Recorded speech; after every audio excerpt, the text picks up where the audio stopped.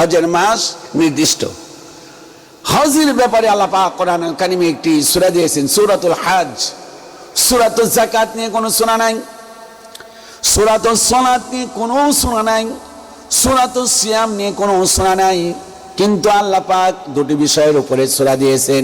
একটি হলো সূরাতুত তাওহীদ, সূরাতুত তাওহীদ বলা হয় সূরাতুল ইখলাস কি, অপরটি হলো সূরাতুল হজ। সূরাতুল হজ আল্লাহ পাক বড় একটি সূরা নাজিল করলেন। আল্লাহ পাক হজের ব্যাপারে ঘোষণা দিচ্ছেন, ওয়াআদ্দিন ফিন-নাস বিল হজ্জি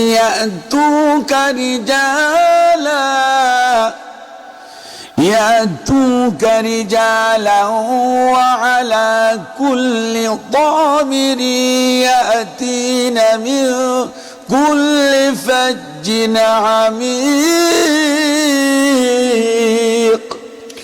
আল্লাহ পাক বলেন, ওয়াআদ্দিন ফিন-নাস বিল হজ্জি, হে নবী আপনি মানুষদেরকে আযান দিন হজের জন্য।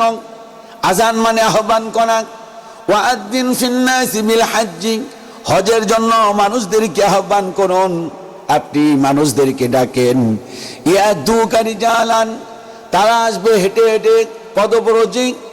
এরপর আল্লাহ পাক বললেন, ওয়া আলা কুল্লি দামিরি ইয়াতিনা মিন কুল্লি ফাজ্জিন আমিক, অথবা তারা অন্য কোনো পন্থায় তারা হজের জন্য আসবে। এই জন্য হজকে আল্লাহ পাক আমাদের জন্য, যাদের আর্থিক অবস্থা ভালো তাদের জন্য আল্লাহ পাক ফরজ করে দিয়েছেন। হজের মধ্যে কি শিক্ষা? হজে যখন হাজী সাহেবরা হজ করতে যায় তখন সমস্বরে সকলেই বলে, লাব্বাইক আল্লাহুম্মা লাব্বাইক লা শারীকা লাকা লাব্বাইক ইন্নাল হামদা ওয়ান নি'মাতা লাকা ওয়াল মুলক। উপস্থিত আল্লাহ, লা শারীকা লাক, তোমার কোনো শরীক নাই, তোমার কোনো অংশীদার নাই। আবার বলে, লাব্বাইক আল্লাহুম্মা লাব্বাইক, উপস্থিত ইন্নাল হামদা, সমস্ত প্রশংসা তোমার, ওয়ান নি'মাতা, সমস্ত নিয়ামত তোমার, লাকা ওয়াল মুলক, এবং সমস্ত ক্ষমতার মালিক হলেন তুমি। হজ গিয়া যারা ক্ষমতা দেখায় তারা ওখানে স্বীকৃতি দিয়ে আসে। স্বীকৃতি কি দিয়ে আসে? বলে লাকা ওয়াল মুলক, তুমি ছাড়া আর কারো ক্ষমতা নাই। ইন্নাল হামদা, প্রশংসা তোমার, শুকরিয়া তোমার। আর এই মানুষগুলো হজে গিয়ে স্বীকৃতি দেয় আর দেশে এসে দুনিয়ার ক্ষমতা যা আছে সব দেখাইতে থাকে। আস্তাগফিরুল্লাহ, লা হাওলা ওয়ালা কুওয়াতা ইল্লা বিল্লাহ।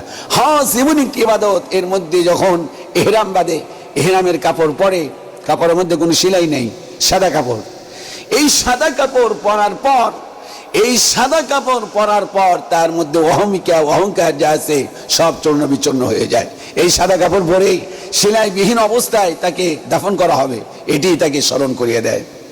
স্মরণ করিয়ে দেয় যে দেখো, তুমি যত বড় লোক হও না কেন, অট্টালিকার মালিক হও না কেন, তুমি বিলিয়ন ট্রিলিয়ন মিলিয়ন সম্পদের মালিক হও না কেন, তোমার শরীরে এই যে সাদা কাপড় তোমাকে এটি স্মরণ করিয়ে দেয় যে ধনী আর গরিবের মধ্যে কোনো ব্যবধান নাই। সবাই এক কাতারে দাঁড়িয়ে গিয়েছে, আল্লাহর সবাই গোলাম হয়ে গিয়েছে। আর কেমন অবস্থা দেখেন, আল্লাহ পাক, আল্লাহর রাসূল অর্ডার দিয়েছেন, মাথা নেড়া করে নাও, চুল মুন্ডন করো, মাথা মুন্ডন করো। মাথা মুন্ডন করলে এমনি মানুষের অহংকার একদম শেষ হয়ে যায়। চুলের মধ্যে অনেক কিছু অহংকার দেখেন না, বিভিন্ন দেশে বিভিন্ন রাষ্ট্রে চুলের মধ্যে কি না করে। বড় বড় চুল রাখে, চুলের মধ্যে মোবাইল নাম্বার রাখে, চুলের কত ধরনের কাটিং, কিন্তু হজে যখন যায় সবার মাথার চুল শেষ। এই যে অহংকার অহমিকা এখান থেকে শেষ করে আসলো। এই জন্য নবীজি বলেছেন যে কোনো মানুষ যদি সত্যিকার অর্থে বাড়ি থেকে রওনা করলো বাইতুল্লাহ তাওয়াফ করার উদ্দেশ্যে, সে কোনো গুনাহ করলো না, এই অবস্থায় যদি ফিরে আসে, মাতৃগর্ভে সন্তান জন্ম নিলে যেমন মাসুম হয়, ঠিক মাসুম অবস্থা আল্লাহ পাক তাকে ফিরে নিয়ে আসেন। আল্লাহু আকবার। হজের কি ফজিলত, কি বরকত! পৃথিবীর প্রথম গৃহ এই কাবা শরীফ। আল্লাহ পাক বলছেন, ইন্না আউওয়ালা বাইতি বুদিআ লিন-নাস লাল্লাযী বিবাক্কাতা মুবারাকা ওয়া হুদাল লিল আলামিন। পৃথিবীর প্রথম গৃহ এই বাক্কাতে। মক্কার নাম ছিল বাক্কা, কোরআনের ভাষায় মক্কাকে বাক্কা বলা হয়। আল্লাহ পাক শোনাচ্ছেন যে শোনো, এই হুদা ওয়া রাহমাহ এবং বারাকা, এই ঘরটি হলো বারাকা, এই ঘরটি হলো বরকত।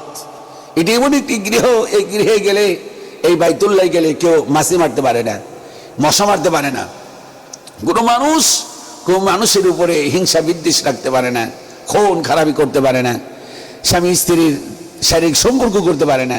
এটি এমন একটি পবিত্র জায়গা, এটির বলা হয় হারাম শরীফ। হারাম মানে কি? হারাম শব্দের অর্থ হলো, হারাম শব্দের অর্থ হলো যে পবিত্র। এটি হারাম শরীফ, পবিত্র জায়গা। এখানে গেলে কি সওয়াব!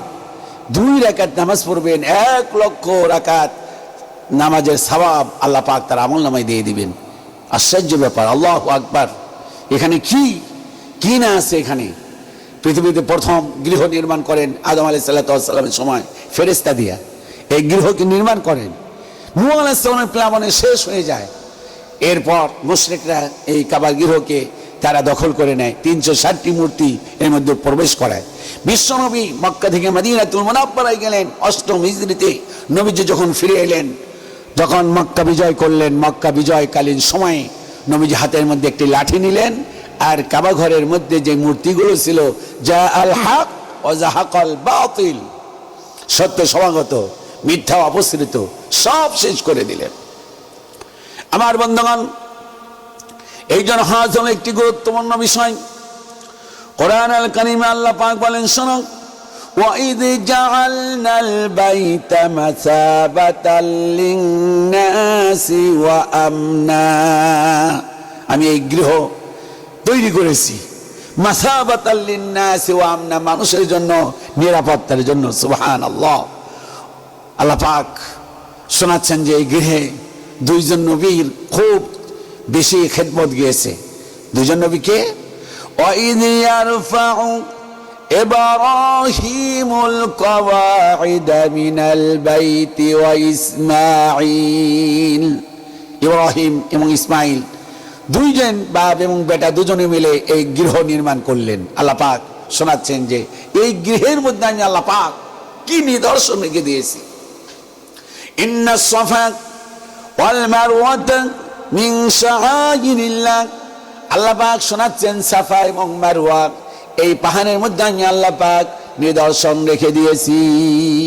নিদর্শন আল্লাহ পাক রেখে দিয়েছেন সাফা এবং মারওয়ার মধ্যে। কি নিদর্শন? নিদর্শন জানা আছে না? সাইয়্যিদুনা হযরতে ইসমাঈল আলাইহিস সালাতু ওয়াস সালামকে রেখে ইব্রাহিম আলাইহিস সালাম চলে যাচ্ছেন তার মা হাজেরা সাথে। বিবি হাজেরাকে রেখে স্বামী যখন চলে যাচ্ছেন, বিবি হাজেরা পিছন থেকে ডাক দিলেন, স্বামী কোথায় যাচ্ছেন আপনি?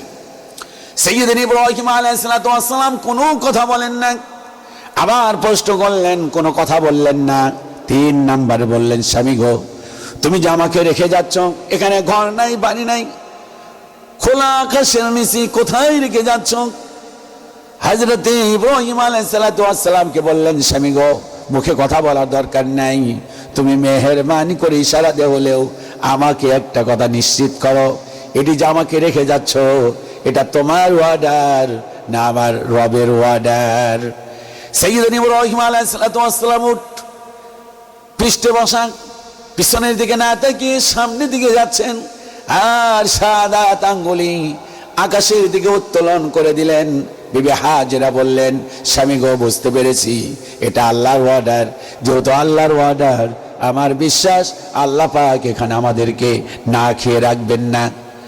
সাইয়্যিদুনা হযরত ইব্রাহিম আলাইহিস সালাতু ওয়াস সালাম যাওয়ার প্রাক্কালে একটি দোয়া করলেন, রব্বানা ইন্নী আসকানতু মিন যুররিয়াতি বিওয়াদিন গায়রি যি সারঈন ইনদা বাইতিকাল মুহাররাম, আল্লাহ, আমার পরিবার, আমার বংশ, আমার সন্তানকে তোমার বাইতুল্লাহর কাছে রেখে গেলাম। দোয়া করলেন। দোয়া করে যখন হাঁটি হাঁটি পা পা করে উটের পিষ্টে চড়ে সন্তানকে, স্ত্রীকে, 6 মাসের সন্তানকে রেখে যাচ্ছেন, বিবি হাজেরা দেখলেন ইসমাঈল আলাইহিস সালাতু ওয়াস সালাম পানির জন্য কাতর। এবার পানি পাবে কোথায়?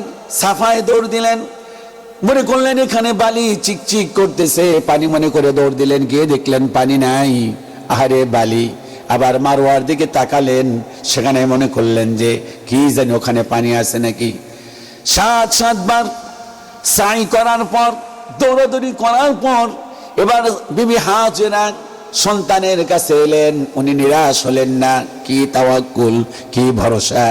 সন্তানের কাছে এলেন, দেখি সন্তানের কি অবস্থা। সময় তো অনেকটা পেরিয়ে গিয়েছে।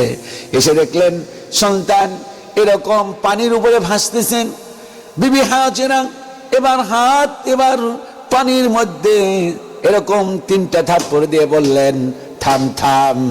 পানি থেমে গেল। আল্লাহ পাক এর নাম রাখলেন জামজাম। এই জন্য আল্লাহ পাক শোনাচ্ছেন, সাফা এবং মারওয়া এই পাহাড়ের মধ্যে আমি আল্লাহ পাক নিদর্শন রেখে দিয়েছি।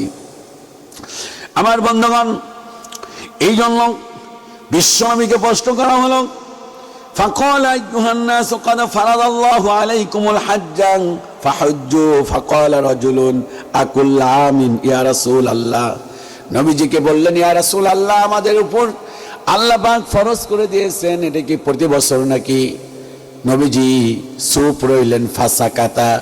এবার ওই লোকটি প্রশ্ন করলেন, একবার নয়, দুইবার নয়, ক্বালাহা সালাসা, ক্বালাহা সালাসা। এবার একবার নয়, দুইবার নয়, তিনবার প্রশ্ন করলেন।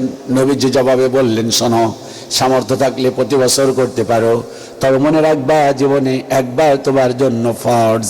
একবার জীবনে হজ করা ফরজ। বারবার বারবার প্রথমবার তুমি যদি করো তাহলে এটি হলো তোমার ফরজ, আর পরে যদি করো এটি হলো নফল হয়ে যাবে। এই জন্য আমার ভাইরা, আমাদের প্রতি যাদের আল্লাহ পাক ফরজ করে দিয়েছেন হজ, এই হজটি আমাদেরকে অবশ্যই অবশ্যই অবশ্যই আমাদেরকে এই হজ আদায় করতে হবে।